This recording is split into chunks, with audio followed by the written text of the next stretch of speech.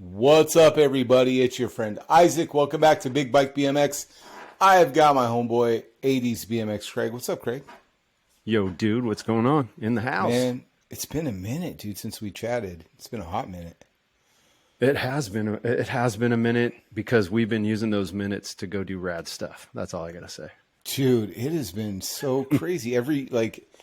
During the week, we're prepping for a weekend event, and it's just been back to back, and we just haven't had a chance. And we're also testing a new podcast platform, so let us know if we sound different, look different. We're still going to be the same old ugly dudes, but now you can see like crystal clear, maybe some more clarity, how old we really are. So welcome, friends of Big Bike BMX. We've got a jam-packed show full of news. And we're going to talk about 3 events that Craig and I just got done wrapping up in sequential weekend orders. So first off to the newsroom. News. Okay. Can't afford like good stuff. So I'll just sing it to you. 3 years into this, and that's where we're at, folks. That's what you get. That's what you get. I'm gonna sing you the news. Okay, so on the SE front, Savage Flyer. I've been seeing a lot of promo. I've seen a lot of One Way Ryan out there shredding on his green and orange Savage Flyer. It is a economically priced entry level geared. I believe it's a 27.5. I'd have to double check. Could be 26. Could be 27.5. I believe it's 27.5. Geared bike life bike. So have at it. Ryan is out there shredding it. He's been on it for a long time. It's a different kind of a colorway. I've seen some either love it or you don't love it. That's kind of the way I'm seeing it. There's not a lot of people that are sitting on the fence on it. I like it, dude. It's got that green Santa Cruz eyelash thing going on. I think it looks super dope. I think there's a lot you could do with it, with components and upgrades over time. So, I'm kind of down for it. I like it. Plus, it's 27.5, and I love that size bike. So, yeah, that you is know what I like about out. the Flyer is, like you said, it's man, to say it's an entry level bike, what you get with it, it's pretty cool because you're getting rear disc, and is that front on it, Isaac, or is it just rear? Yeah. No, that's right. Yeah, so you're getting disc brakes, man. You're getting the cool graphics kit with that. It at first when I first saw it, I thought, is that the new Santa Cruz? So it's a head turner, super cool 100%. Colors. Yeah, yep. I really like it, dude. I could be partial too, though, because I work at a company that for 10, 11 years, man, colors were green and orange. Saw it every day, so I'm a fan of it. So. That's the Savage Flyer. The other one that is dropping, I've seen 2 different versions of, is the new Monster Quad. I looked on the SE website today, and they had a white and purple, and they had the Arctic. I don't know what they call it, midnight blue. It's the electric blue. It's like a teal, metallic aqua color. Yeah. Now that's the one that they're only offering. Is it 150 units in the U.S.? Only in the U.S. 150 units. Now, you bring up an interesting point, Craig. So that's what was announced. It was on the SE Instagram, like, hey, there's only 150 of these. Right before Galveston, a dude hit me up on Facebook, messaged me like, hey man, these look cool. I'm like, yeah, they do. He's like, there's only 150. Do you know if they're numbered on the dropouts? I was like, I haven't heard a thing. Because you guys, here's the truth about being on the SE crew. I am almost at a year. Just January will be a year. I feel like I probably knew more insider information before I joined the SE crew than I get now. So I literally know nothing about what's going on. Like, when I was not part of the SE crew, I had this image that, like, they are in the know. They are a well-oiled machine of just marketing. Not the case. I don't even know, like, when I get a new bike, if I get a new bike, any of that stuff. Like, we just, like, Todd reaches out, hey, we're going to do this cool ride in Galveston. Do you want to go? Yeah, man, I think I can get that off. Cool. and then you start talking. So that's kind of the way the SE crew works. So I'm like, I don't know, man. I'll see Todd this weekend in Texas. I'll ask him. He's like, cool, man. So Texas comes and goes. He's like, what did Todd say? He messaged me like Monday morning. What did Todd say? Oh, this guy. Like, you know what? Yeah, this guy did. I was like, brother, it didn't come up. It was crazy. There was 20, I think there's like 18 of us in Texas. So I didn't get any like one-on-one time and had the opportunity to be like, hey, by the way, that bike, is it have, you know what I mean? It would be awkward to bring that up. I just didn't have like a time to bring up. By the way, Todd, haven't seen you in a long time. Is that dropout numbered? So it didn't come up. So then I just texted Todd, hey man, those blue monster quads are the dropouts numbered. And he replies, nope, 150 US. So I copy that, send it back to this guy. And he's like, only in US? I'm like, this is what I got, dude. I don't know. Todd didn't say US only. That would have saved this whole argument. But he just said US. Right. So I'm like, I don't know, man. I was like, I've interviewed Todd, and he says there's a UK business. Sometimes there's like, X amount in the US, X amount in UK. I don't know. 150 in the US, not numbered on dropouts. This dude jumped straight conspiracy theory instantly. He's like, this confirms my conspiracy about, I was like, what? Oh, he even said it like this is. He straight up said it. He's confirming. like, this confirms my conspiracy, blah, blah, blah. And I'm like, bro, it's like Tuesday at like 10 a.m., right? I'm like, I'm making coffee in I'm getting a refill on coffee and about to hop on Zoom calls. So, dude, don't put words in my mouth. I didn't say that. And he's like,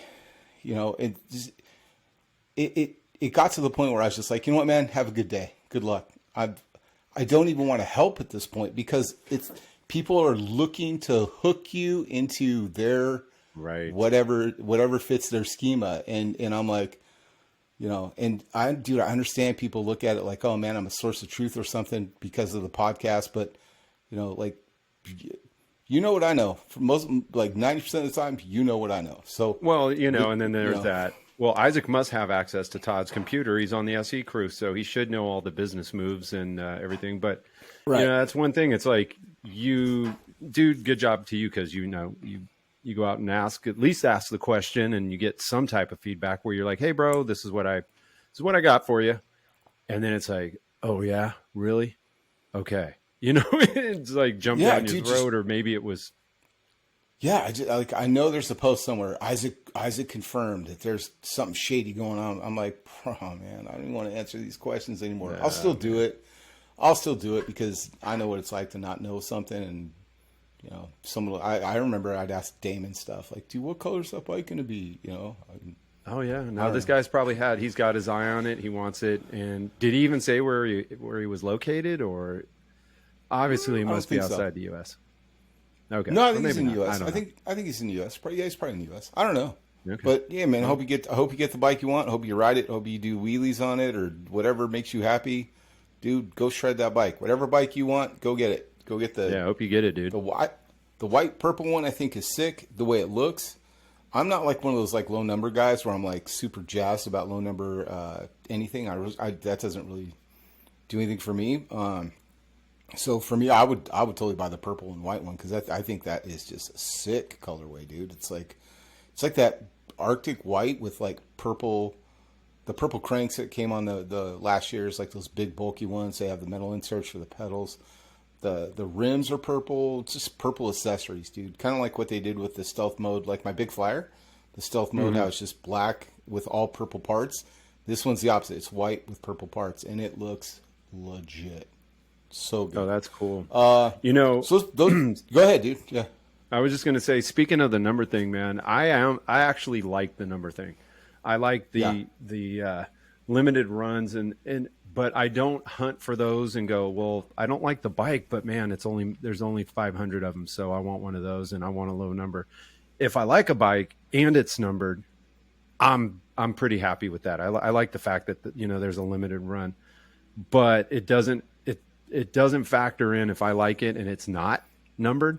I don't give a crap. I want the bike. I'm going to get the bike for the bike. You know what I mean? I love this, you guys. So there's a kind of a joke between Craig and I.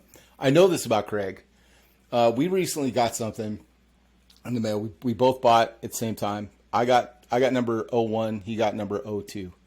And I'm like, bro, you want? I know he would prefer to have 01. I know I don't care if I have 01, 02, 043. So I'm over here like trying to be a homie and like, hey man, do you want my box?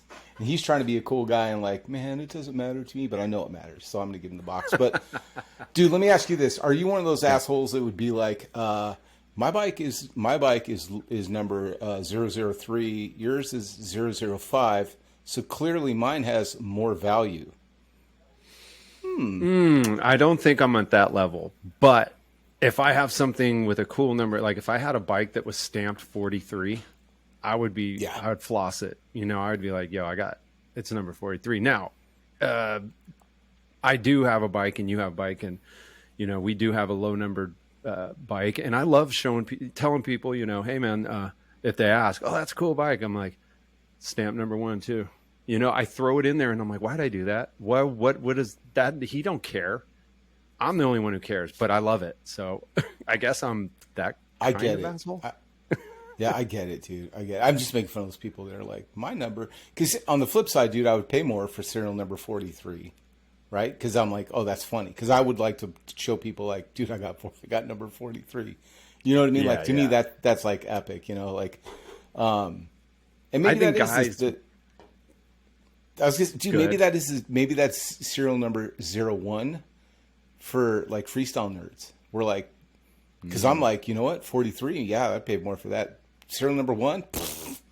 Now, if I got box number 43, I wouldn't be offering you that box. I'd be honest with you. I'd be like, yeah. So I guess I do. I do care. Maybe I just learned I cared. But I think that's funny. Yeah, I for me, like 1 and 2, 3, any of that's 43. Yeah, it's different because it's a joke. There's a punchline there. Yeah, and I think Large Ray got 43 of the box we're talking about. Right. Gosh, I mean, I watched some of the bike sales on Facebook, or, you know, the raffles, or not really the raffles, waffles, whatever you call them, where people, oh, you know what it was? This dude, I won't generalize. Now I can be specific.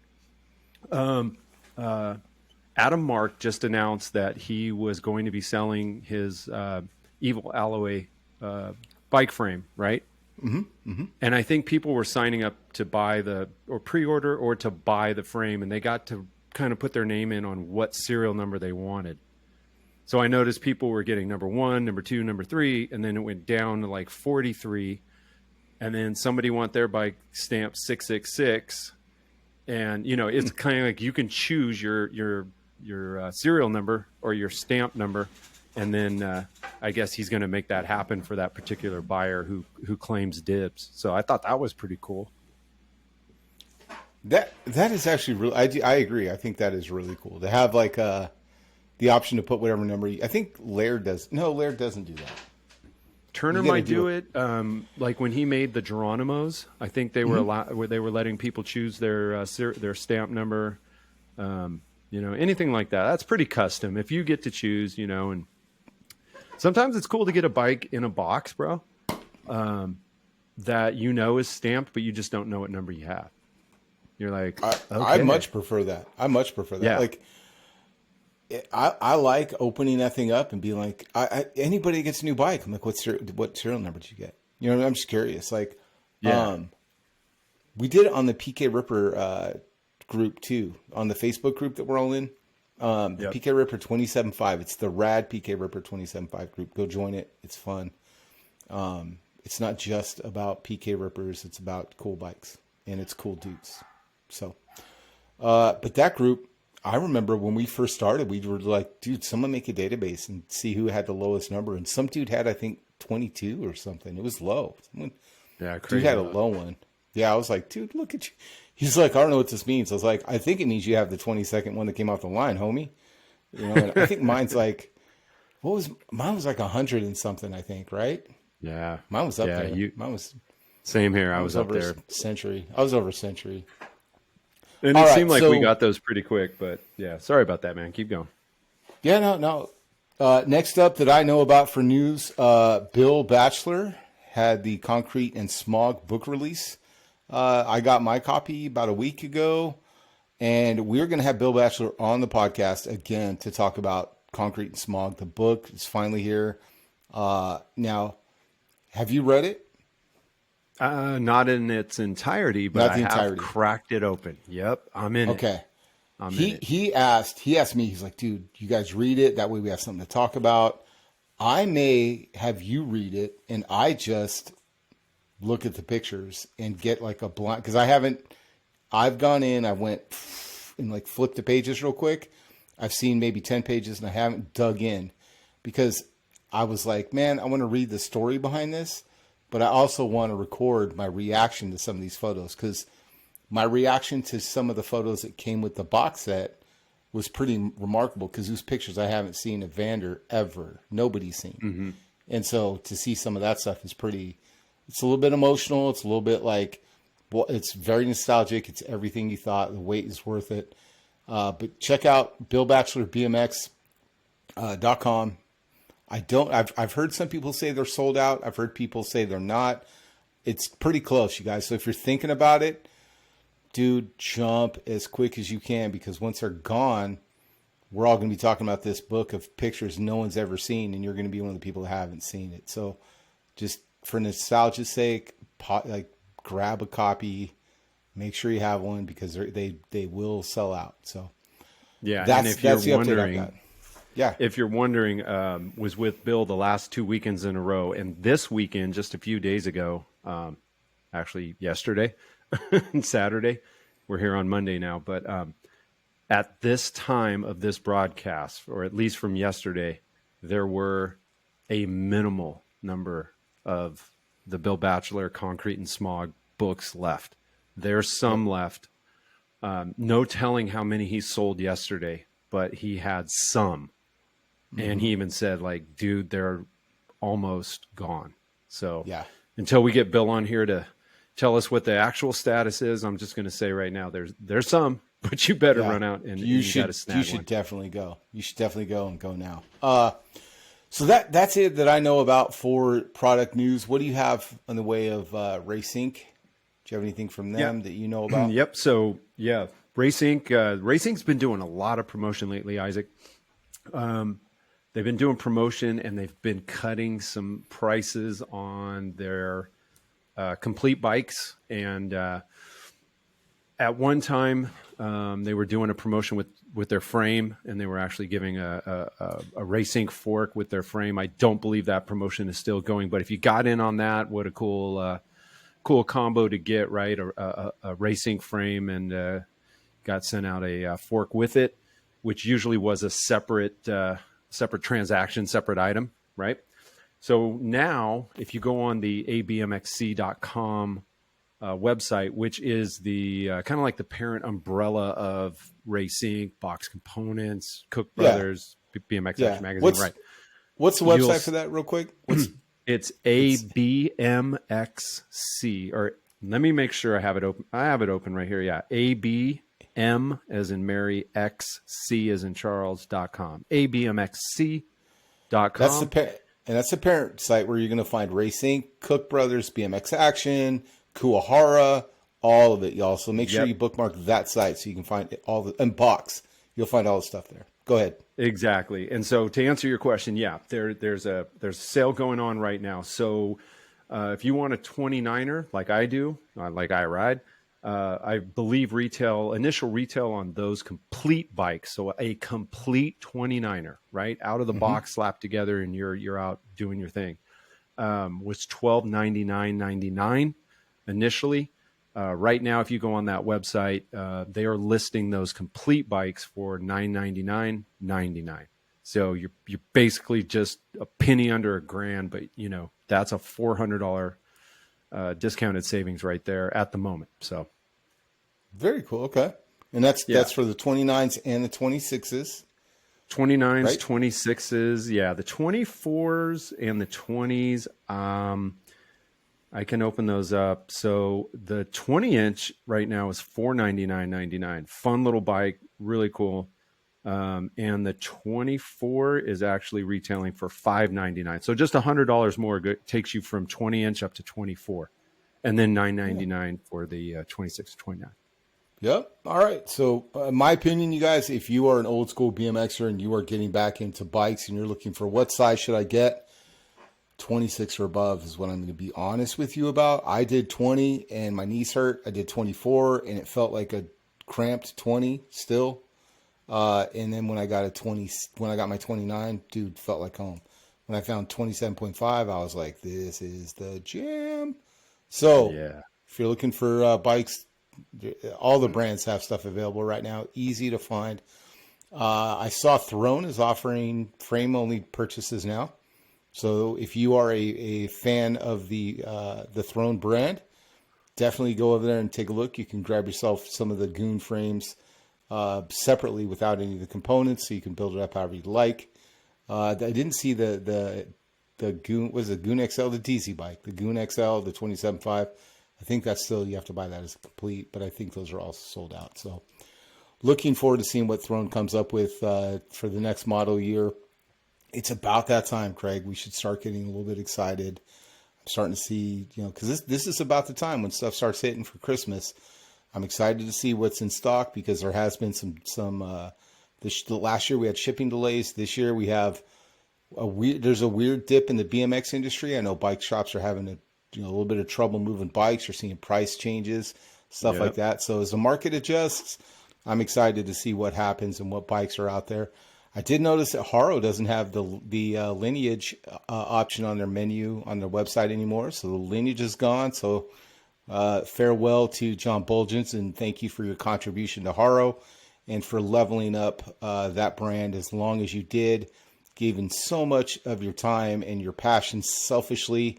The lineage icon and the thought behind that, John, will live on for a long, long, long time. Thank you, John Bulgins, for everything you did for BMX at Haro while they allowed you to do it.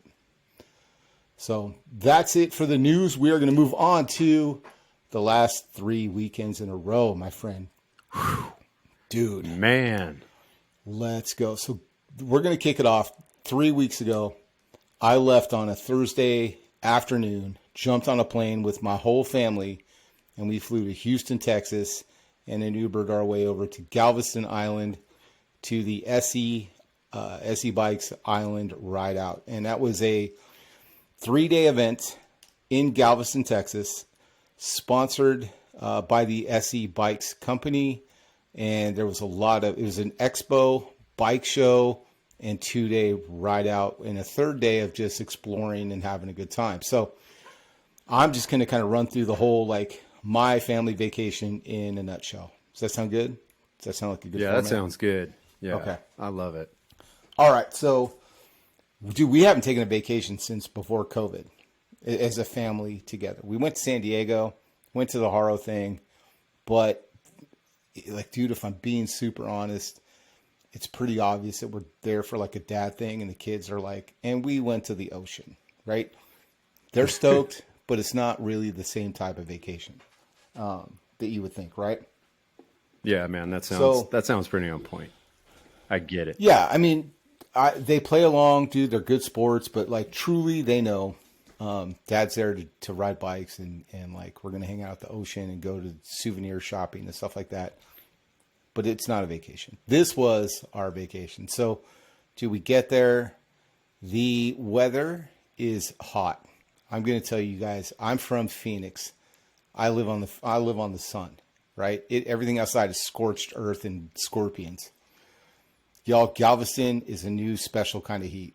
I'm not going to lie, dude. It was 95% humidity. We get there and I'm like, man, it's kind of a little bit of humidity here. We got checked in. I went downstairs to look, just kind of look at the lobby and just kind of get a layout of the hotel a little bit. Cause I mean, the check-in was super easy, dude. Check in took 10 minutes. Here's your key. Boom. We're up in the hotel. I'm looking out over a water park and a lazy river. And I'm like, I just want to go get in that right now. So I go downstairs to find out what the attractions are, what's open. And, I see Wicho Films PR, Pepperoni Man, and Wheelie James from the UK are out front of the hotel. So I go over what's up, Wicho? I haven't seen him since Santa Cruz last year. So, you know, kind of what's up, met James, and we're talking about, I was like, man, it's hot, dude. I'm already just starting to sweat, dude. I haven't got on a bike. I'm just standing there and I'm starting to like perspire. And Weechel's like, yeah, dude, look at this.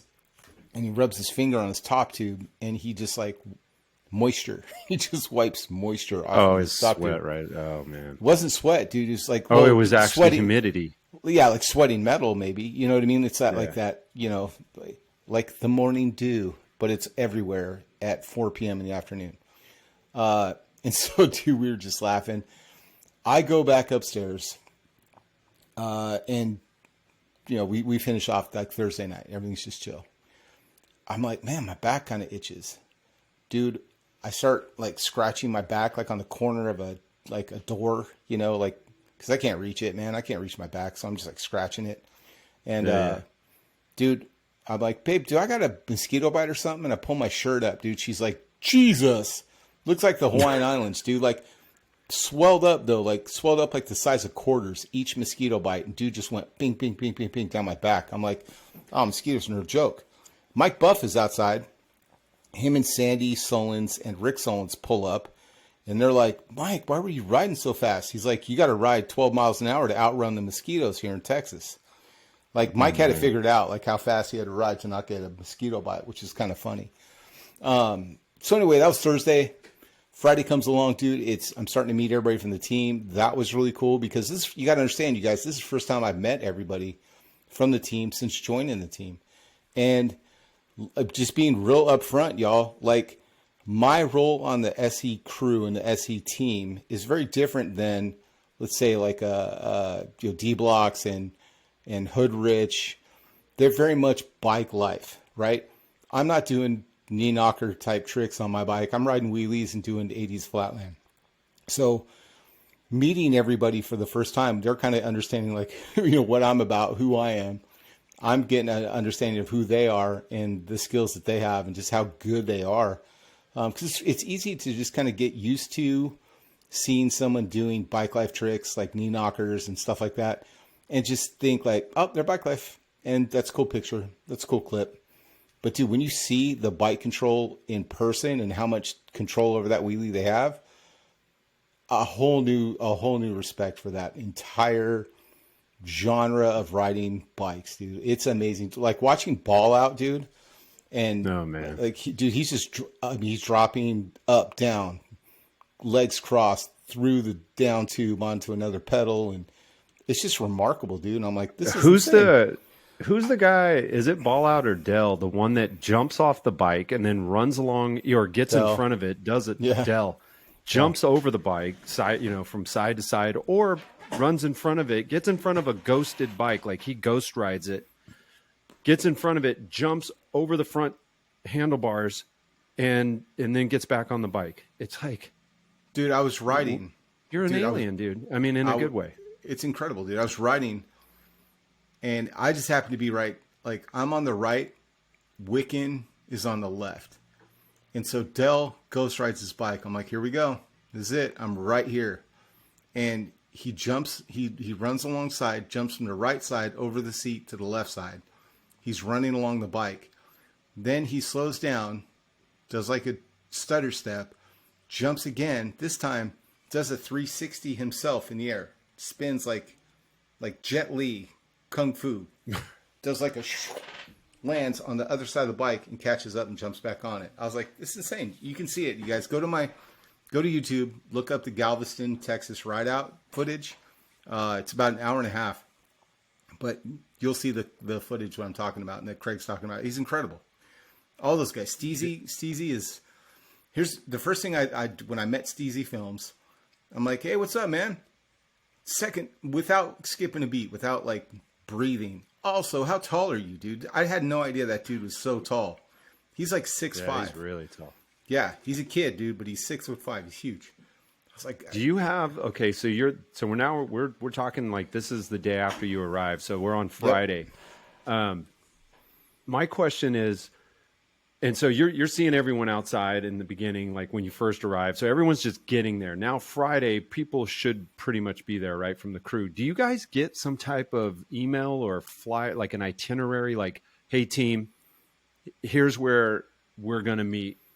These are the functions we're going to do as a team. Be there for this at this time on this day. Or is it just all word of mouth? How do you know what's going on? It's so crazy with everyone.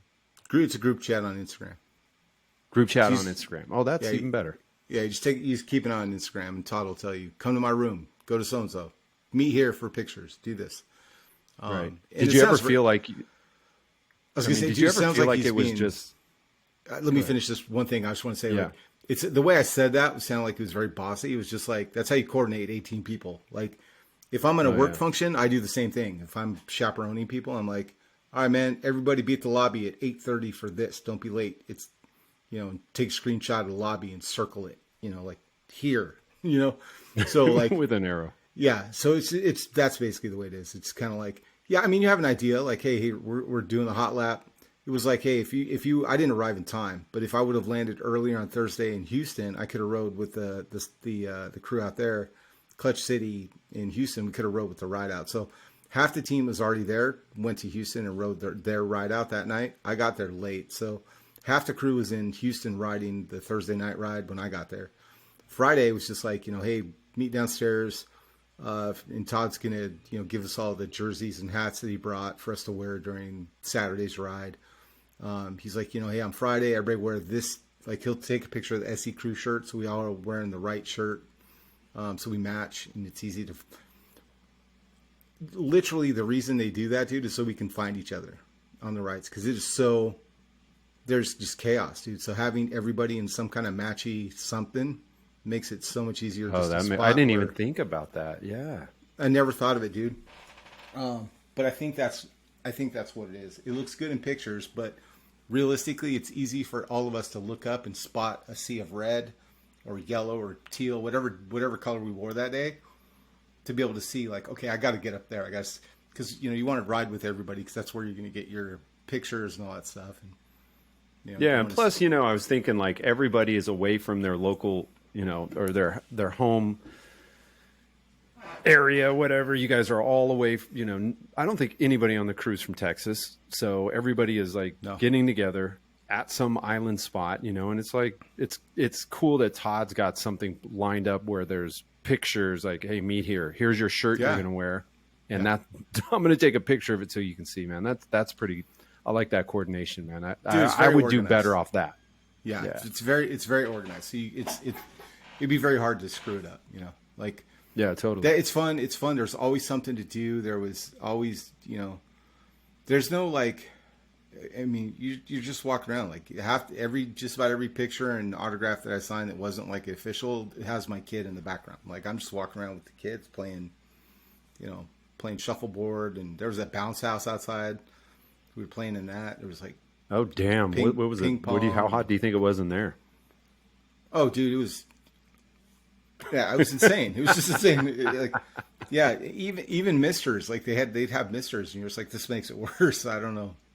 But well, when you kicked off the conversation, you were talking about you and the family having like, this is like your first true vacation in a long time, right?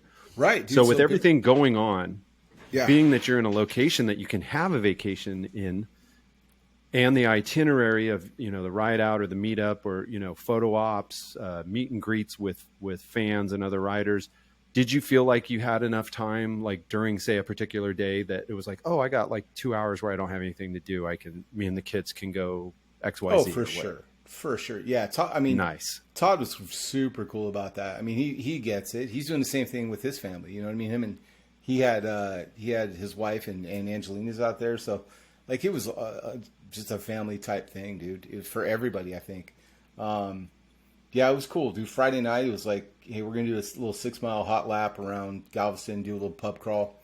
They let my wife and kids jump on the party bus, and so they could ride, they could go. And I borrowed a bike. Like when I go to events, dude, I usually just post on Instagram like, hey, is anybody in blank city have an extra bike I can borrow for the ride out? And I'll usually just reach out and just like, hey, has anybody got a bike I can rent or borrow or whatever. So a dude let me borrow his Vans Big Ripper, and they didn't have bikes for the kids because I was trying to ship all their bikes out there, dude. That was a nightmare.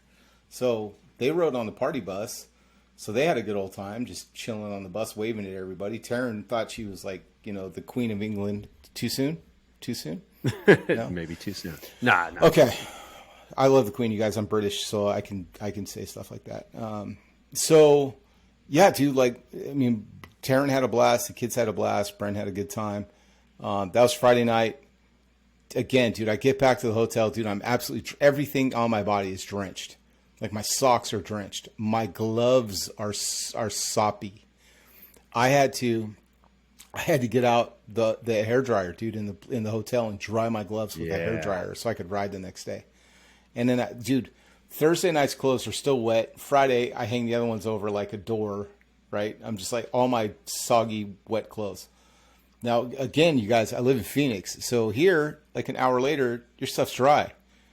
When I packed up on Sunday, my Thursday clothes are still as soaked as they were. That's how humid it was. Like nothing dried. So Friday night had the hot lap. Saturday was the big one, dude. We had a like early morning. I went down and was helping set up. Brandon from OldBones Therapy was there, so I helped him set up the tent. I got to see Mike's BMX shop from Texas, and that was really cool because that's a dude that I was following, like probably one of the first people I followed as a podcast, because he also does like YouTube stuff with lowriders and BMX bikes, like old school GTs and stuff. And dude, I went over to his booth, and dude, he had like the full night, all the night accessories that I can't get, dude had. Like, I'm like, this is where all the night purple stuff is. This is it. It's in Texas. There it goes. So he had, dude, I mean, he had like a Bassett. He had a Bassett 29er out there. He had like some Craig Turner Bandoleros. Like, dude, or Bandoleros is whatever that double top tube bike that Craig Turner just put out. He had those. He I mean, Bullseye. He had everything, dude. If you want high end parts and you're in Texas, go find Mike's Bikes. He also did that Dana White. Remember the Dana White bike? That's a dude that built that bike. That's Mike. Okay. Was he the guy that had those neon rim strips and stuff like that? Those were, whoever had those. Bro, dude, I'm glad you asked, because those things still to this day, dude, the one thing I'm still coveting from Texas was, so the website is it's GET, get CC, like Charlie, LED.com. GetCCLED.com. These fools figured out a battery pack that you can charge up with the USB cable. Matt Rickard was there. He's an electrician. He knows all the megawatt, blah, blah, blah, blah, blah, blah, blah. I'm just a dude that rides bikes. For me, I'm looking at like, that's a rechargeable battery pack that can hook up to a hub, front hub, back hub. And then it is a single wire of light. It's not like the ones that I like. I'll be honest. Like, I bought lights once and it was like every quarter inch there's a dot. And then when I'm riding, it makes a circle. No, these are ropes of color, dude, that are bright as the sun. And they come in all these different colors. Houston is big on lighting their bikes. And the other thing is, it doesn't look all zip-tied and like dangly, and the way that I've ever seen it done, dude, kind of looks homemade. This is like super, as stealthy as possible. And then they flip this light on, dude, and your bike, I swear to God, Craig, it looks like a Tron bike. Like, it just, I was just going to say Tron. Dude, there was, so you can get the wheel kits, easy to do the wheels. But they were doing like specific parts of the frame that would just, like, when it rides down the street, dude, it looks like you just see two circles and a triangle floating. And you're just like, wow, what in the world? That's cool. It's amazing, you guys. Just go take a look at their Instagram and their Facebook. Get CC LED. It is pretty amazing, the artistry that is going into those LED lights and what you can do with it. I'm a big fan too, because I ride nights in Phoenix because it's so damn hot. So I'm like, man, I want to glow. That looks pretty cool. So I'm super psyched about that. So in the daytime, they had a big expo. They had a bike show for 20-inch 29s, current, old school. Lots of beautiful bikes. There was a really nice Technique 20-inch bike from 91 that was out there. They had a lot of really interesting parts. That's the one that stuck out the most to me. There were some pretty amazing GTs. GTs are huge out there. I saw so many like really sick, like 86, 87 World Tours and stuff like that. But dude, quality bike builders out there. Really impressed with Texas and what they've got going for that. We ended up, let's see, what do we do that? Oh, we ended up going to Todd's room. We did I had to get headshots. So we did SE headshots in our Houston jerseys. Did a group photo up there in Todd's suite. Todd gave us like the rundown of what was going to go on Saturday. Basically like, hey, here's where you got to meet. We don't kind of explain where the parking lot was in relation to the hotel. Like, hey, we're going to meet in this parking lot. Meet at this time. We're going to ride out. Then we're going to come back after the ride out. Put your bikes away. Don't change. Immediately go to the VIP party afterwards at this private beach on the property. And that's where we're going to have the VIP after party and fireworks and all that stuff. So we're like, okay, cool. So then all of us walk down in just a big procession of 20 dudes just screaming and yelling, being obnoxious through the hotel, all the way down. And then we walk into the expo and we surround the booth and the bike and we're just like, yeah, Houston Ripper. Did some autograph stuff, walked around, talked to all the vendors and stuff, had a good time down there.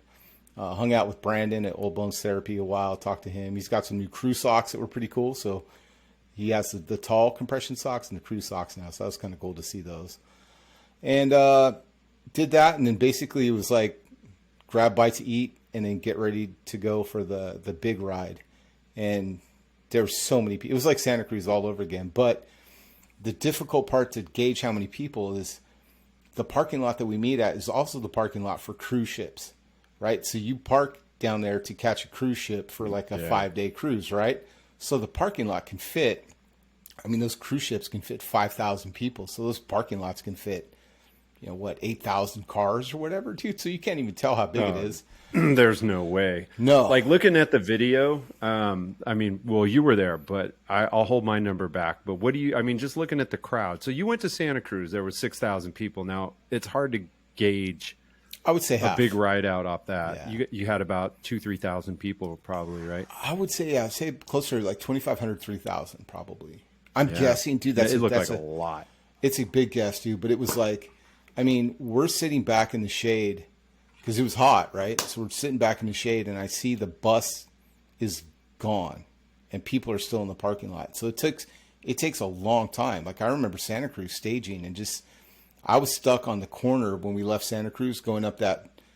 I'm going to describe Santa Cruz last year, you guys. So we're at that park and you got all the tents and stuff on the side of the park and everyone's parked. Yeah. But there was that long strip of road that went downhill. Everyone came uphill, made that right-hand turn, and that's where we left to go on the Santa Cruz ride. I was there, dude, for about 20 minutes waiting for a spot to jump in for all that 6,000 people that were there. This was about the same, dude. It felt like the same, we're leaving, and I'm like, man, I'm trying to catch up to the front of the bus to catch the rest of the crew. And, I'm pedaling for days, dude, almost from the hotel to the water. And I still haven't caught up with everybody, and it's still just a packed, congested group. Now, the interesting thing about this ride, dude, was it was police escorts. So the police blocked the road. The right lane was completely blocked. There was cones separating it, and we could stay in that right lane and just chill. If you got in the left lane, they started to stress and get really angry. But trying to contain that many people in one strip, right? And they might have done a pre-ride announcement saying, "Hey, stay in the right," or there might have been a piece of paper and something that somebody got that said, "Stay in the right-hand lane." I don't know. I didn't see it. I was in it. I was running around doing everything else. So, but as long as you stayed in the right-hand lane, everything was cool. Police did get a little bit upset, got a little bit frustrated with us going out in that, taking up 2 right lanes on the highway, running through a major resort on the beach. But it was cool, man. The views were amazing. It was a gorgeous beach, amazing, boardwalk. And then we went down by these old, just really $1 million houses on the beach. Did it feel like you were on an island? Yeah, I guess. For me, dude, I didn't really leave the resort because everything was there at Moody Gardens. So it didn't feel like I was really anywhere. It just, I could have been in Santa Cruz. I didn't go to the bay side of the island as much. because I mean, down the hill from the hotel is the seaside, the ocean side, right? So they call that like the seawall. So we would just go down by the seawall. It's just down the hill from the hotel. But yeah, dude, it was cool. We did the ride. We were late. Like the ride was taking a long time, and it was like I'm riding next to Todd when he's getting reports like, "Hey, the VIP party's supposed to start at 8:30," and I'm like, "Bro, we're nowhere near the hotel."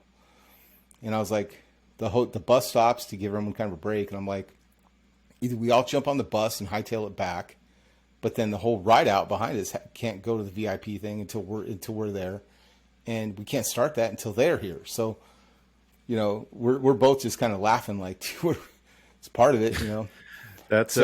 That's the ride out culture, bro. Right. There's nothing that I have ever gone to that has ride out associated with it that starts on time, and that's fine. There's nothing wrong with it. I don't care, but that's the ride out culture. Yeah, you can try. You can try. So we kind of hightailed it back to the to Moody Gardens. Immediately just dropped my bike off, like ran downstairs, still soaking wet, dude, just in like a ride out clothes. Actually, we got back. The whole crew jumped on the bus, and we gave away the Houston. Gosh, you guys just got the hiccups in the worst time. We gave away the Houston Ripper, and usually Todd will give a bike to an individual, right? It's like, yeah, I saw this person putting down. Up until the very end of it, dude, it was like we were all discussing, like, you know, hey, who's really standing out? And Todd's like, dude, I think that we should just give it to a crew. What do you think? You know, and I was like, dude, that's what Haro did too. That makes sense. You know, Haro did it with the Haro ride. They gave SE Biking that frame. So I didn't know who he was going to give it to. And then at the very end, he came out and he's like, I'm going to give this to the whole crew. Right. So Clutch City, I think it's Clutch City Cruisers, Clutch City Rippers, the Houston Rideout scene got the bike.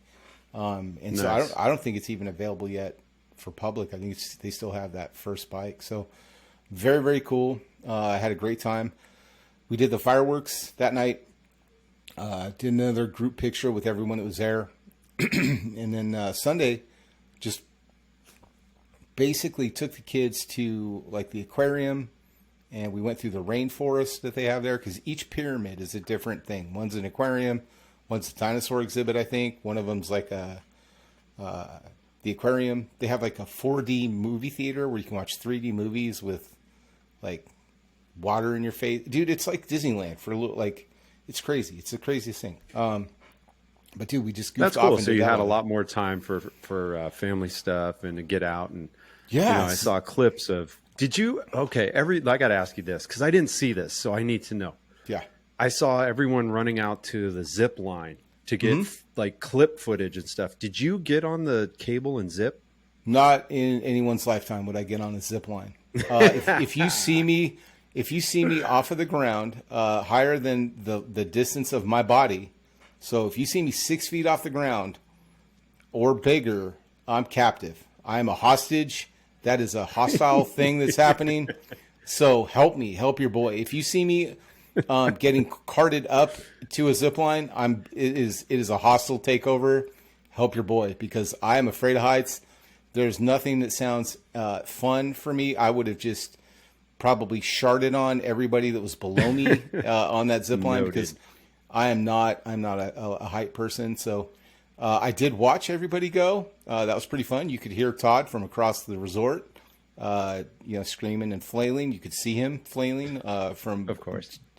I was inside a pyramid when I saw Todd. I was like, "Look, there's Todd," like ziplining around the pyramid. So yeah, dude, that's about it, dude. It was fun. I had a great time.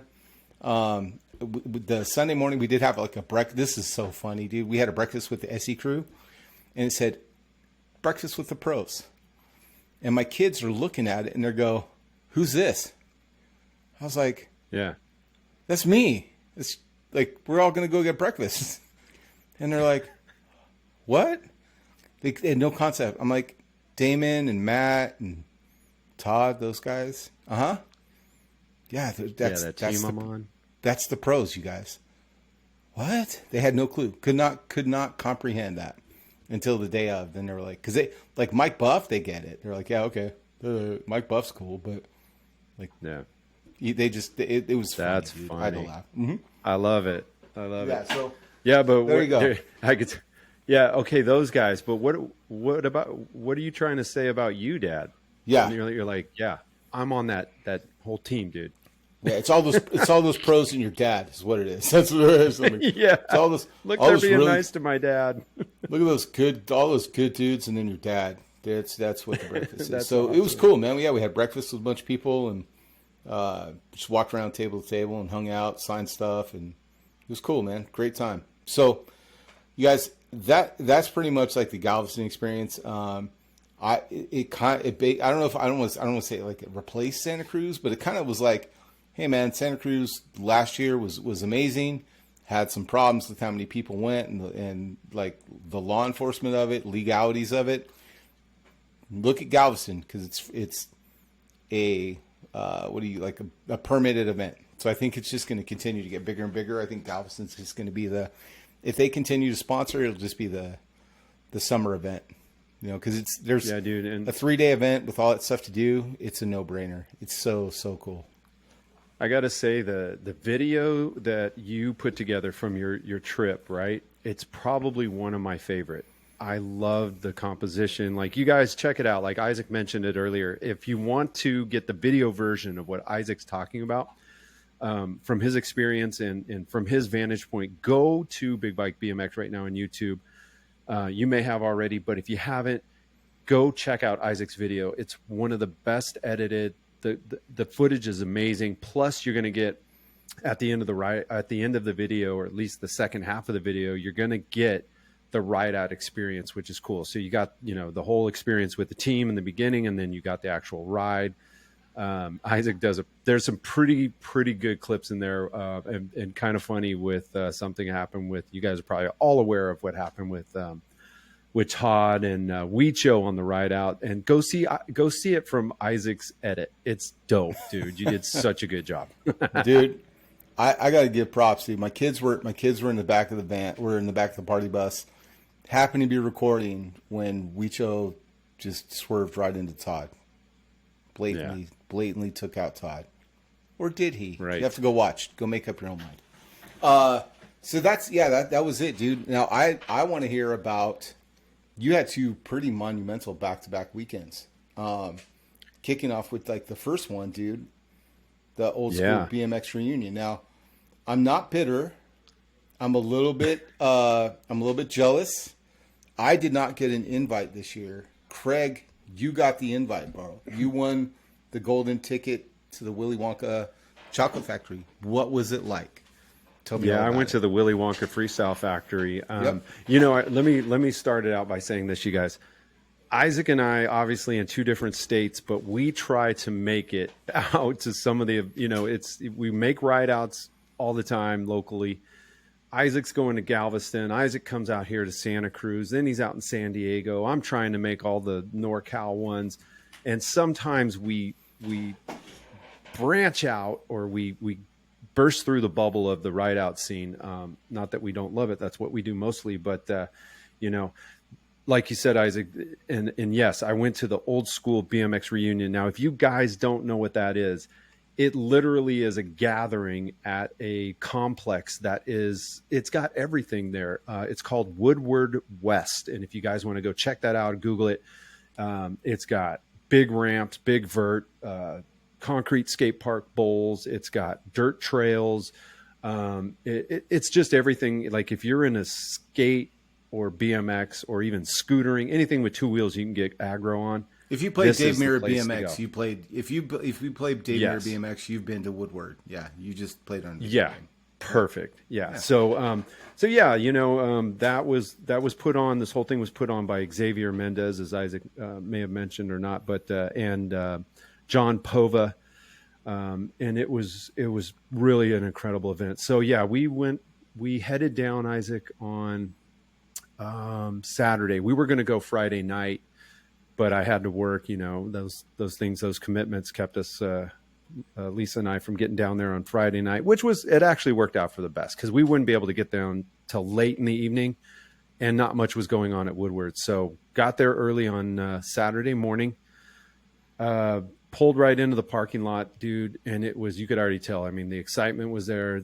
It was electric energy. Just everybody's just buzzing around on their bikes, heading in, registering. So right when you walk in, the registration table's there, which was pretty cool.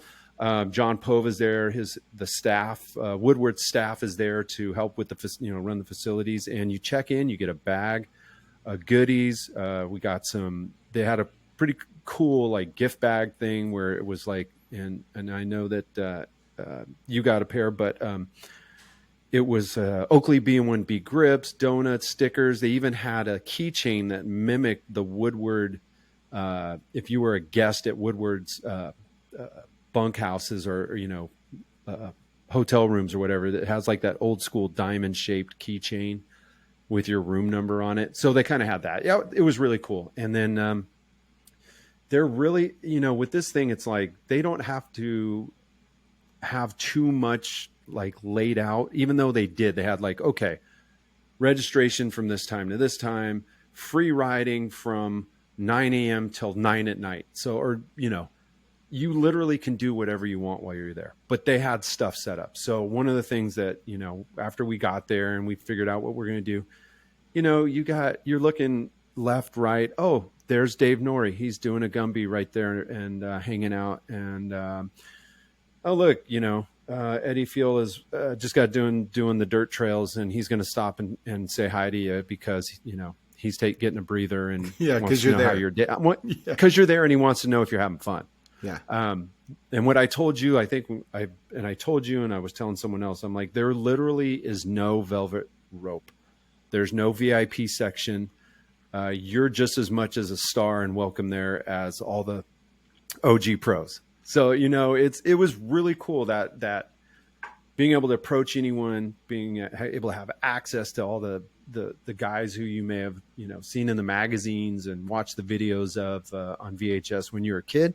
They're right there, and you can go hang out with them and watch them ride, or you could ride with them. You want to enter the Flatland, Norrie's Flatland Jam?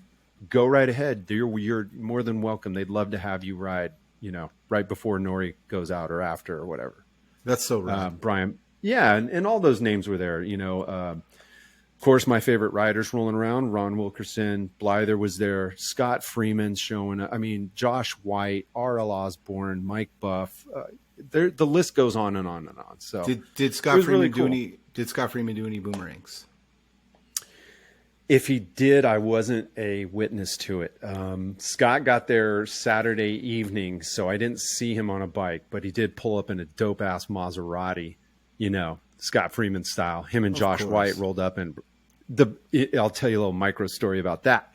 So this was actually in the evening when we were going to the presentation at the lodge, and Lisa and I had just parked. We're getting out. We're going to go in, and this Maserati pulls in, and the window goes down, and I hear, "Is that 80s Craig?" And I look over, and I'm all, Scott Freeman. It's those kind of moments where you're like, hey man, here's a dude that I really watched and looked up to and stuff, and he's rolling down his window asking if it's me. Yeah. I'm it's like, I'm cool. It's just the whole vibe of everything. So the presentation, Isaac, you guys, yes, the whole day of riding was awesome. Watching everyone, the whole thing was amazing. But at night, they do a dinner. It's a whole dinner. It's a presentation, and they made some icon announcements. So it was America's Mom, Gail Webb, right? Love she was Gail. up there. Gail was so amazing. She's so gangster. I think she's in her 80s or late 70s, dude. But she has the energy of a 30 or 20-year-old. I mean, and she's up there, and she's got this really emotional, charged speech about the sports, BMX, skate, whatever it is that she's been involved with over the years. And she was amazing, dude. Yeah. She was amazing. Did you know that Gail Webb, and this was up at her presentation speech, did you know she skydived out of a plane and her chute didn't open and she impacted the earth? Had no idea. Impacted the earth and survived. Landed in a big mud pit in her early years, her 20s or teens, jumped out of a plane, dude. No chute. No parachute open, dude. You guys, That's Gail Webb, y'all. Here's the thing about Gail Webb, you guys. Gail Webb started out doing BMX shows early 80s. You would not know Scott Freeman, Martin Aparicio, Eddie Fiola. Trying to think who those early day people were that were riding with Gail Webb. Scott Freeman. Yeah, Scott, Martin, Eddie. I mean, Dominguez, I think, was part of Gail Webb for a minute.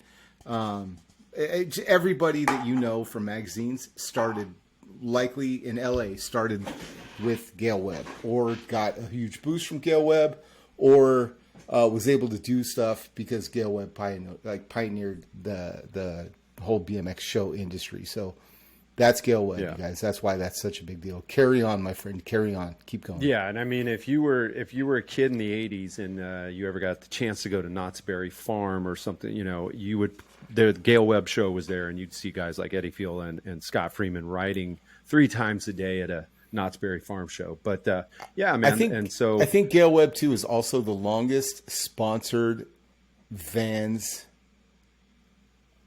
member. I think she's been on sponsored by Vans longer than anybody else. Fun fact. I think you're right, dude. Yeah. Okay. I think you're right. Now the icons were the 2 founding members, right? Yeah. So after Gail went up, then they did they brought up Dana Duke, aka the Duke of Oakley, to receive his Icon Award. Then with him, because he was so tied to the BMX Action Trick Team, they left him on stage, and RL and Buff came up as well. Incredible night, and big shout out to the guys at OSBMXR for making these video presentations. Like, you guys like the stuff I put on 80s BMX, Craig. If you're in old school, I wish I could have filmed this presentation, dude. I was in awe of it. I had to I didn't want to see it through my phone. I wanted to be in the moment. It was incredible. Their presentation was awesome. They had, the MCs for the night were really good. They interviewed them on stage. So that was pretty cool. And then they had, and this last part's really dope too. They had an award,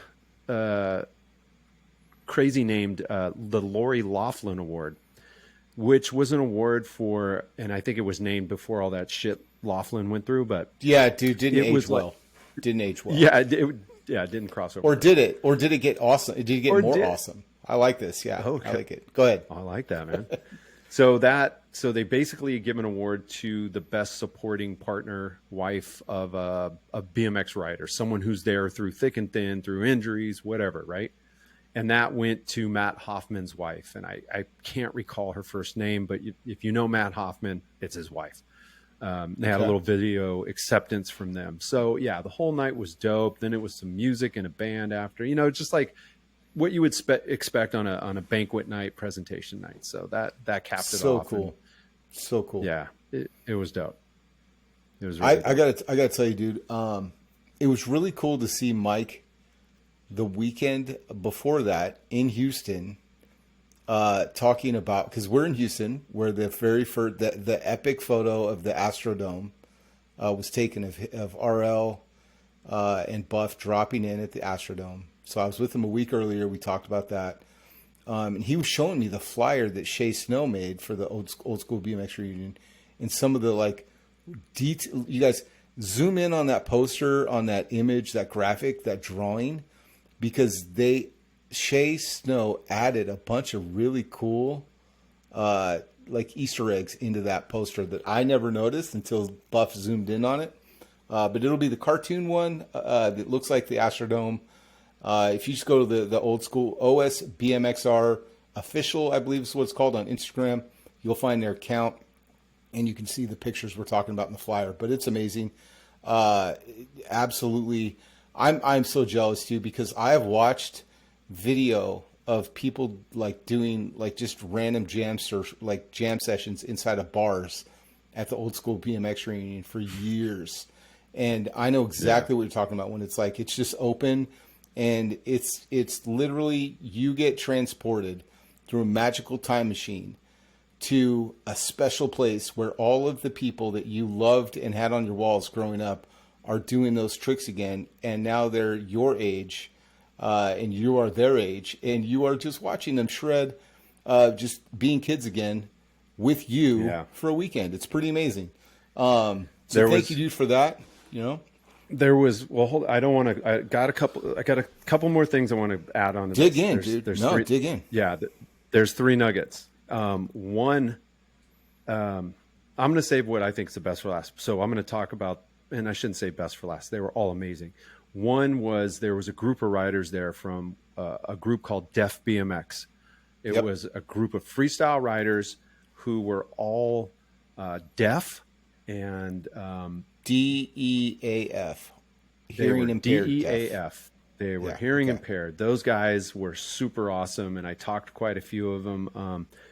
And here's the thing. I didn't know that was a thing within freestyle, that these guys existed. So it opened my eyes to like, wow, there's a whole group of really cool, rad dudes who ride amazing. And they have this common bond with BMX with me. And I ended up communicating with them, you know, either they were reading my lips or they were writing something down on the phone. And I made new friends. And that to me is like one of the best parts about that whole weekend, is like I made new friends. So cool. It is, man. It was dope. So the second thing was, you know, Bill Batchelor was there. Bill had a pop-up, and he had his books, and he was selling all of them. You think back to you and I looking at our favorite riders and freestylers from back in the day and like, ooh, man, he's so cool. And they are. When I sat back and looked at Bill's, where he was at in his pop-up, and he had a few chairs back there, and in one chair is Blyther, and another chair is Dave Volker, and they're flipping the pages, and they're like, oh my gosh, look at that. I've never even seen this. They're having their moment, and I'm watching them have their moment looking at stuff that they've never seen before. That was dope, dude. That's amazing. That was so dope. I love that. Yeah. So it really was a great weekend, bro. So what was your that was your save your last? That was your key moment? Was watching. Well, those, yeah. Well, you know, being there with Lisa, bringing her into something that I'm so passionate about, and having her, it is, man, because she's heard and seen guys on the show or heard me talking about, you know, it must be just, I don't know. I hope she likes it as much as I do, but I think she got it when we were there. Like, this is what it's about. I see it now. This is so really cool. Yeah. So I would say my wife's kind of the same way, dude. So you guys, like Craig and I, regular dudes, BMXers, right? Dads, husbands. Like when we interview somebody, odds are my wife's going to come in at any given moment and just be like, hey, you know, kids are going to go take showers, right? Because real life happens around the podcast, right? So Craig and I are 2 different states. We record. So my wife typically will jump on, like, you know, she'll bullshit with Mike Buff, and we'd talk to Mike, and she'd BS with him, and, you know, just Volker, like my kids got on with John Bulgens and like talked to him for a while. So my kids know these people, but the funny thing is I have halo effect around all the people that we talk to, because I still look at them like, that is Dave Volker, Hall of Famer. That is Mike Buff. No matter how many times I've talked to Mike Buff, in the back of my mind, I cannot get past the fact I'm like, that dude is in the Hall of Fame for BMX freestyle. And like, I can't look past the accomplishments that my friends have made, right? So it's pretty funny when you go with your wife and she is just like that. It's not Dave Volker. It's not Lord Volker. She's like, oh, there's Dave. Hey, Dave. Hey, how's it going? How's the kids going back to school?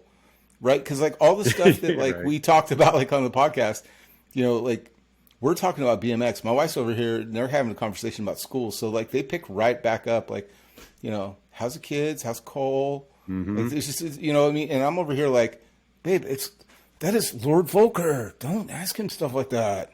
You're embarrassing me in front of my friends. You know what I mean? Like it truly.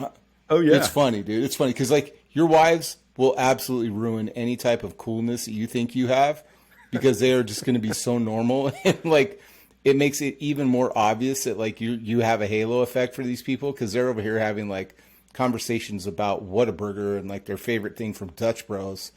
And I'm over here trying to talk about like, remember that 87 Performer? Did you ever crack the back of that dyno? Were all your dynos cracked? You know, and Brent's over here talking about like, what's your favorite thing at Dutch Bros? I really like the Bob Marley. It's a secret menu item. You know, it's funny, dude. So yeah, shout out to the wives that keep us grounded. All right, man. Shout out to the wives.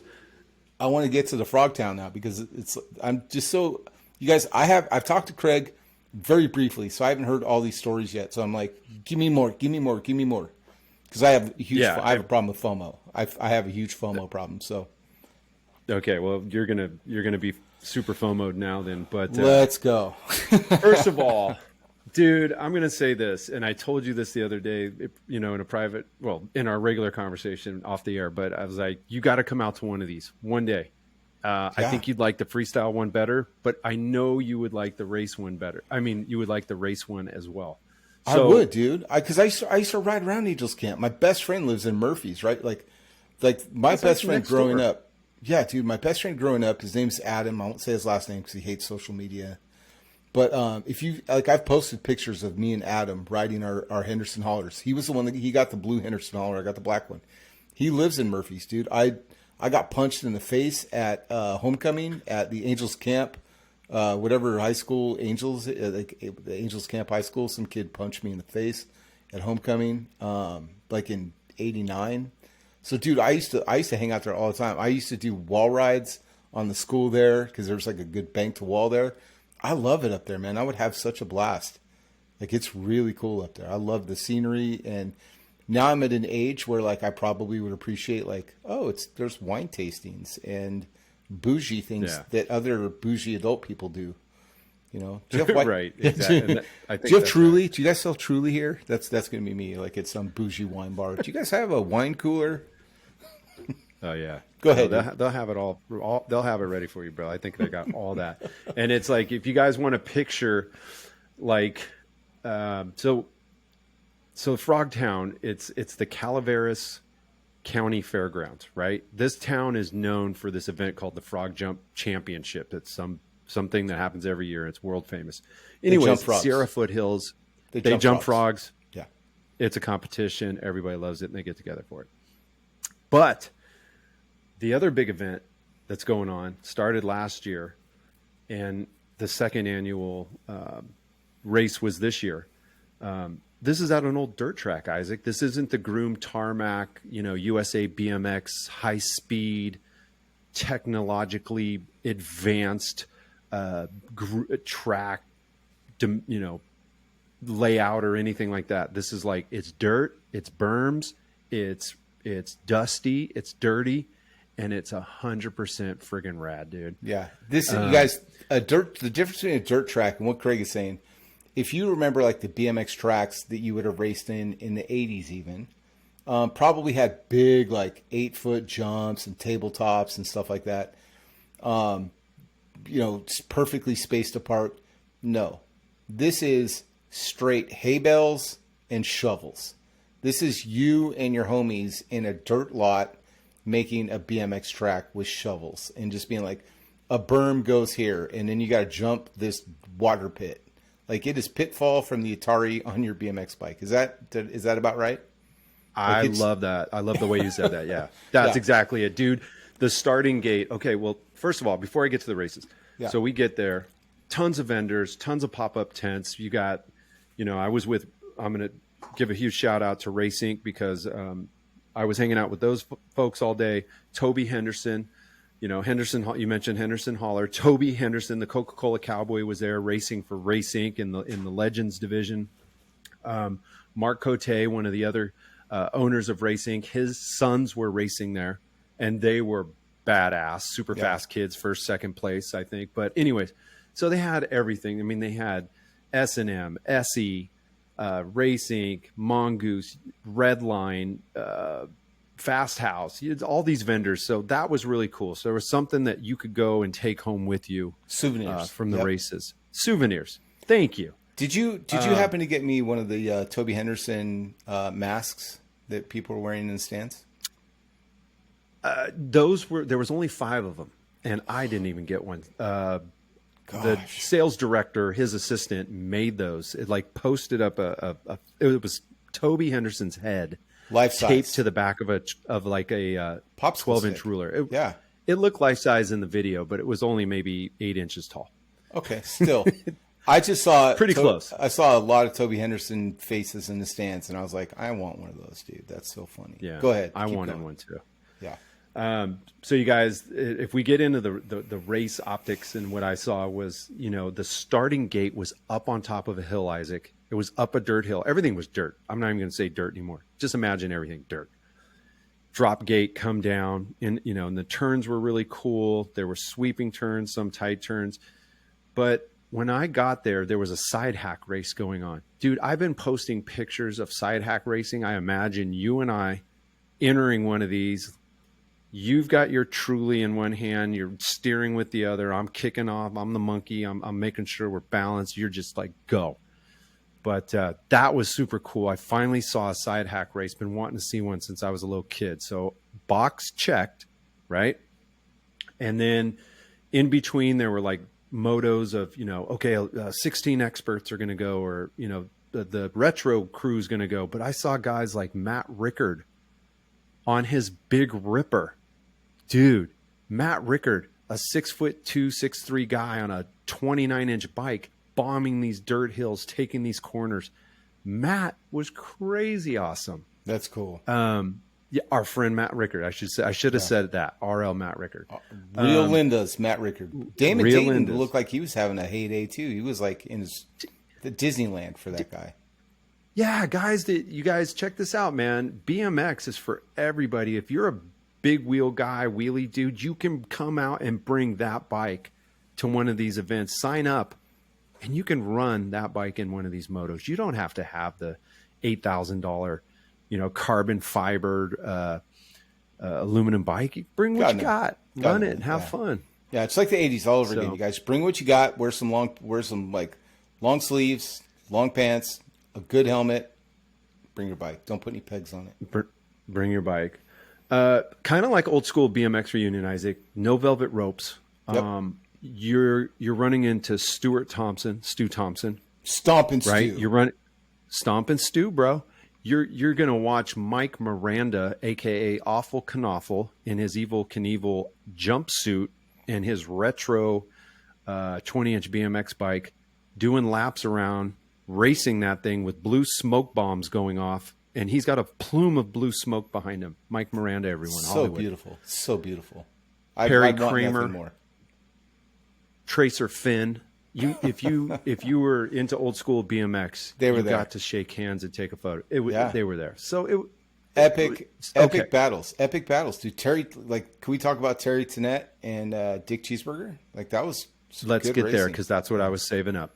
Let's I go. mean, you got races. So Isaac, you've got some guys who can still, like Stu. Stu could race today, bro.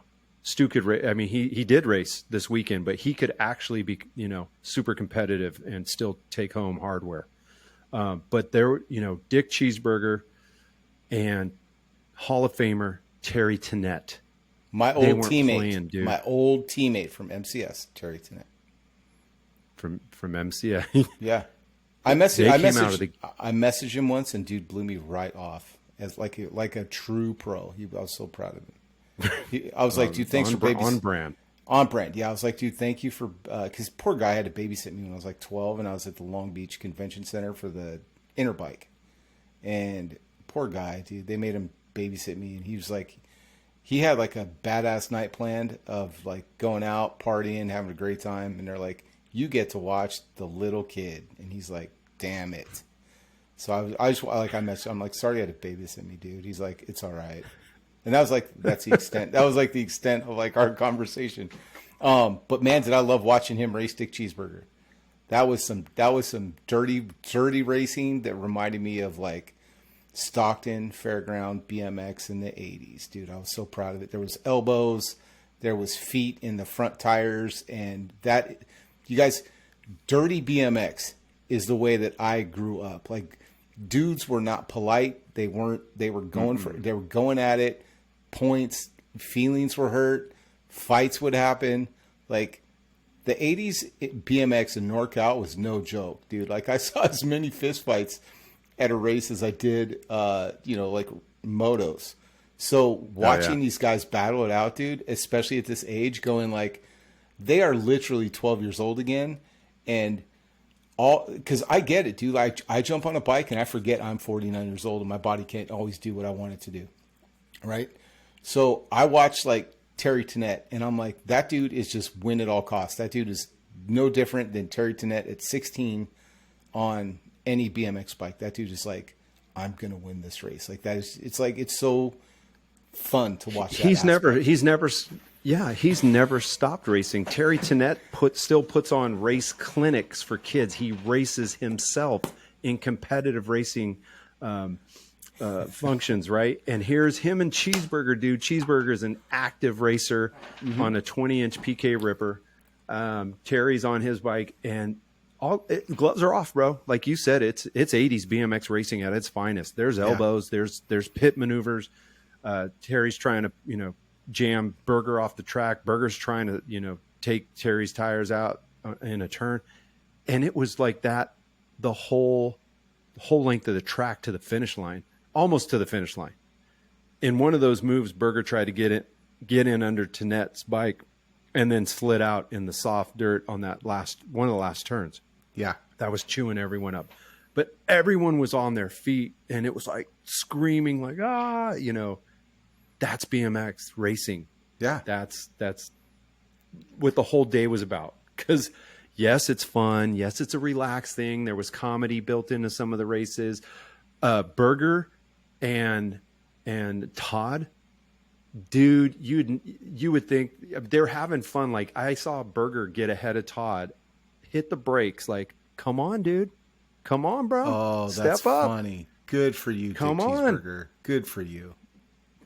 I love that. It's amazing, man. There's so much strategy and there's so much like tactic and all of that goes into 80s BMX that like I shouldn't just say goes into 80s BMX. It goes into any BMX race. It's just BMX has evolved. So for me, I have such a fond memory of 80s BMX that when I see people battling on a track like that, doing the tactics that I saw, dude, I want you guys to walk away understanding that I have so much reverence and love and joy for that, watching that kind of racing, because that's what I remember, dude. So it's not like, that's bad racing. No, dude, that's how you raced back then. It wasn't just like, carbon fiber and titanium nipples and bolts. It was like, man, you're going to go out there and you were going to intimidate people and people would be scared. And it was not a casual, like BMX was not like a casual kickback sport, dude. It was like toe to toe battling, dude. And when you're done, then you go play with the kids you just were, arguing and fighting with on the track, dude. It's just like, that's the way it was. You'd go and ride home to Gas and Sip and grab a Slurpee. So that stuff is like, and there's a level of show that I'm going to say it, that it's not present in today's racing. And in the 80s, you got guys like, Todd Lyons. It's like, hey, I'm in second place. I'm about here goes the backflip. Go across finish line. I'm going to do a backflip and right. wreck or whatever. These guys were putting on a show. Yeah. Dick Cheeseburger, great showman, dude. He's doing front tire to the helmet visor on a jump, they're having fun and they're doing stuff for the crowd. That's really cool. Big shout out to our Race Inc. rider, Toby Henderson, man. The Coca-Cola Cowboy killed it, dude. He killed it. That was pretty fun to watch him go out there and still, get around that track as fast as that dude did. I was like, yeah, that's Toby Henderson. You're a Hall of Famer. Of course you did. Go ahead and say it. I said it. Who won? Go ahead. Who won? If there was like, who won? In Toby's motos? Between Toby won all the way. Did he beat Todd Lyons? Most of his races. He did get kind of tore up in a really good race with another rider. Richie Lujan. Richie Rich. Oh, got no. him. Did he? Richie got him? Rich Yeah, Richie got him. Rich can ride, dude. No, Rich. He can totally ride. Was he on his Vendetta? What did he take out there? Oh, I should have recall. I can't recall what he was on, but he was jamming. Yeah, Chico's own. Toby was Richie jamming. Rich. Chico's own Richie Rich. I love Richie Rich. Yes, sir. One of the first guys I saw do a flatty on a big bike, tabletop. Richie Rich. So to close out, dude, I said goodbye to everyone. It was a fun-filled day. We were dusty as hell, dirt everywhere. Bye, everybody. Are you coming back? Nope. We don't have any clothes. We don't have a hotel. We're going to go home. Bye. This is Saturday night. Saturday night. This Saturday night. And check this out, dude. I get home. I was like, what are you doing tomorrow, babe? She's like, I'm going fishing. I'm like, huh. I think I'm going to go back to the Frogtown. I went back Sunday. Yeah. You guys, Craig's dude. wife is a professional fisher, angler. What do you say? It's not fisherwoman. It's angler. Yeah, bass angler. Bass angler. That's amazing. Okay. Yeah. So she's out doing professional bass angling, and you're like, I'm going to go back to Frogtown. I'm like, I can't miss this. Toby's in the mains. And I'm like, I gotta go watch. I gotta go watch Toby and Todd and Rickard and Damon and all these guys who they're just making it that was that fun. I'm like, I have to go back. I got in the truck. I drove back. It was amazing. That's so great. That's so great, dude. Yeah. I love that.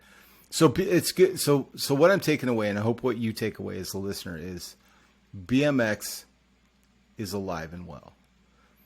BMX is healthy. BMX is growing. We are having events. We're having good times at events, and events you just have to go out and find them. BMX is alive and well, you guys. Bikes are plentiful at bike shops. BMX is alive and well. That's what I'm going to say. Go out and support your local shops. Go out and find some cool new parts. Have some fun on your bikes. This has been a pretty incredible summer of BMX for us, for Craig and I. We've gone to multiple states. We've gone to multiple events. August and the beginning of September, absolutely jam-packed. And it is such a great time to be a fan of this beloved sport of ours. Because if you just want to ride bikes with your friends in your neighborhood, you can do it. If you want to go ride in a big rideout in a big city close to you, you can do it. If you want to save up and just do blockbuster events like Galveston, the Frogtown, or the Oldschool BMX Reunion, and that's how you want to spend your BMX time, you can do it. There's something for everyone. The last thing I want to end on, Craig, is one big announcement that I skipped over that happened at the Oldschool BMX Reunion. Kind of kicked off on our show. So I feel like a little bit of pride in this announcement. A little bit of pride in this announcement. What did your favorite rider, NorCal, son, Ron Wilkerson, my friend Brian Blyther, who lives in his childhood home, and Mr. Dave Norrie, who corrected his mom on the Norrie stand pronunciation of his trick. What did they announce at the Oldschool BMX Reunion, Craig? Such a nugget, dude. I'm glad you brought this up. They announced one of the most epic returns to BMX freestyle tours. Lies, you say. Lies, you say, Huh? Craig. Lies. No way. Tell me more. I'm not lying. Tell me more. I'm totally not lying. As Isaac said, you guys, mentioned here first on Big Bike BMX. And if you think that's a low-key flex, it definitely is, bro. Because I'm honored and proud that they took it and did something with it, as we had talked about. The Back for More in 24 is the name of the Haro freestyle team tour that they're going on in 2024. Announced it at Oldschool BMX Reunion, Isaac. Back for More in 24 is the Instagram. backformoreinTwenty4.com is the website. You guys, it's going to be off the hook. There's going to be 4 stops, I think, West Coast, or 3 or 4 stops, West Coast, Midwest, East Coast, for that within those regions. And then they're going to do 3 overseas stops, Australia, Japan, and one more that's not really. I thought Australia, but I was. Well, it's Australia, Japan, and Okay. one more, I believe. I think it could be somewhere in Europe or England whatever. or something. I'm sorry. Probably, yeah, London or something. It probably is. And you guys go check those website. Go check the website out or the Instagram for more details on where that last location is that I can't remember. But Isaac, the 1984 Haro Freestyle team is going back on tour, and they're letting you and I and everybody else be a part of it because they're crowdsourcing this thing. If you want to see them on the road and stopping in a town that you can go to and watch them, we can donate to that effort, bro. And I think that's well worth. I mean, if you go out and you get Starbucks every morning at $3 a pop, $15 a week, take your month's worth of Starbucks and put that into their hat, you know, or whatever you can. Dude, that's how I justify it. Here's the way I look at it, dude. Okay. As a grown person, for me to get an autograph of one of my Haro legends from we'll say 84, 85, right? The tour, the first tour. Well, that's not the first tour. Bob was first tour, but like their tour, the Haro with Norrie, Blyther, and Wilkerson. To go and get those 3 autographs would cost me more than $20, more than $40, closer to probably $100 for an item, and then maybe $20 a signature. So let's say $160. I can donate up to $160 and feel like I got value. I can go above and beyond that and go, I'm doing my part for BMX because I want to see the Haro team the way I saw them in 85 at whatever bike shop, Rockville, wherever you went and saw the Haro tour, the Haro team. They would love to see again. They just need our help, you guys. Every bit counts. We just need to get them to that threshold that lands them in these cities, and then we get to go out. I think they had stuff like maybe a ride out would be planned where you could ride out with them and then like hang out. They'd do like a show, but you guys, it's just going to be a big freestyle party with a bunch of your Hall of Fame friends from the 85 Haro team. Back for more in 24. Go look them up on the socials. Go follow them and save up a couple bucks, man. Even if it's just $5, that helps get them out to their destination, their goal of getting out and doing that tour again. And, reliving that spark and reigniting that spark of stoke across the United States. We used to have it every summer. If you started to get bummed out, you started to kind of like, man, my riding sucks. The Haro team would come to your town. The GT tour would come to your town. People would come to your town. You'd see them ride. You'd get stoked. And, man, your riding improved for another year. It's crazy the way that works. But just think about how much those summer tours ignited your inner child and made you so happy. You can do that again as an adult, you guys, with your friends from the Haro team. Back for more in 24. Go check them out. And, take a look. Go back in the go to YouTube. Take a look at Big Bike BMX. Go click on the videos tab, and you can watch the Haro. We interviewed them and brought it up. Like, hey, you guys should go on the tour again. It was so much fun listening to them talk about it. We're like, you guys should do it again. Now you got all back together, crowdsource it. They're like, that would be cool. We're like, yeah. And then, dude, to hear it at the reunion, that's so dope that like they actually went and did it, man. Props to Dave, Brian, and Ron for making that happen. They've got an announcer. They've got the whole thing booked, you guys. It's going to be legit. So go take a look at that. Thanks for tuning in and listening to Craig and I catch up for the last hour and a half. Go have fun on your bikes, whatever that means to you. If it means doing wheelies, go do wheelies. If it means pedaling, go pedal. If it means building, go search the internet for some bullseye hubs, and good luck finding the parts that you want. May the BMX gods be in your favor to find those beloved parts. Go have some fun. Don't take life too seriously. Your bike is waiting for you. It's good therapy, and go have some fun, y'all. I will see you soon. We're gonna be back doing these podcasts a lot more often. And again, drop us a note, man. Let us know if you appreciate the audio and video quality here, or if it's worse, and then we can just stop paying for this and go back to what we were doing before. But we're trying out new things because we want to have a better production for y'all. Look for better edits and better audio and stuff like that, and more wrinkles in 2023. Go ahead, Craig. Yeah, you guys, just so you know, everybody out there listening, Isaac and I, here's our streaming audio podcast. You know, you get more content here in the streaming world than you do on YouTube, but go check our YouTube out. Like Isaac says, you know, always we say at the end of our audio streams as well on YouTube. If you haven't subscribed already, we don't want you to miss any content. We don't want you to miss any premieres, to hang out with us in the live chat, and especially when our guests show up there. We want you to be there with us, hanging out and doing our thing with us. So guys, go do that. We have some cool announcements coming up. We have new sponsors for the show coming up that we want to talk about later, and we can't wait to tell you who those folks are. So don't miss out.